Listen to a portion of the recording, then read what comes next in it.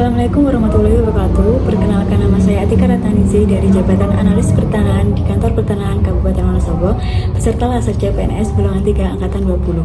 Hari ini adalah hari kedua kami melakukan sistem pembelajaran dengan sinkronus dan asinkronus. Pembelajaran sinkronus dilakukan melalui Zoom meeting dengan membahas mengenai wawasan kebangsaan dan nilai-nilai bela negara, analisis isu kontemporer dan kesiapsiagaan bela negara yang disampaikan oleh Bapak Mulyanto.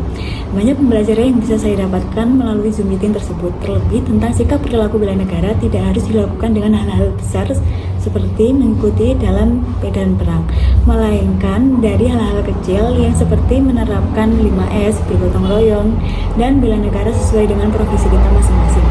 Selain itu, mengenai kendala saya di hari pertama, yaitu mengenai pembahasan isu kontemporer. Kemudian hari ini saya mempelajari lebih mendalam mengenai analisis isu kontemporer melalui berbagai sumber, misalnya internet dan video dari YouTube. Sebelum membahas tentang analisis, kita harus tahu terlebih dahulu tentang perubahan.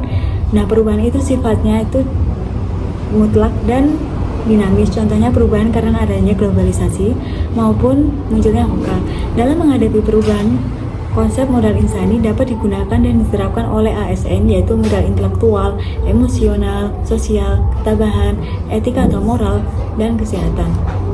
Perubahan-perubahan ini dapat menimbulkan isu-isu strategis yang harus segera ditangani.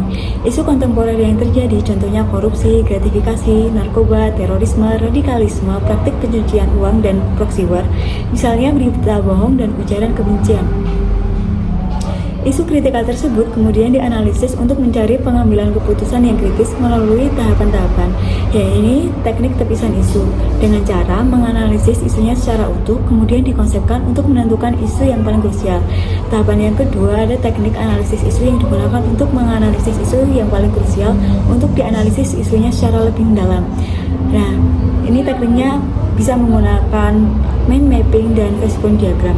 Teknik analisis isu yang ketiga adalah analisis SWOT atau Strength, Weakness, Opportunity, dan Threat untuk menentukan, mengevaluasi, mengklarifikasi, dan memvalidasi perencanaan yang telah disusun.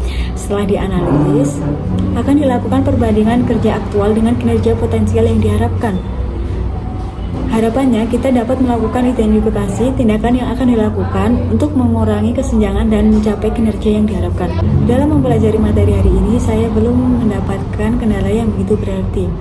Nah, dalam memperdalam materi saya dan memperkaya materi saya melakukan pendalaman materi lebih lanjut dengan cara berdiskusi dengan teman saya, kemudian mencari materi tersebut melalui sumber-sumber lain, misalnya dari internet, YouTube, podcast, dan lain sebagainya.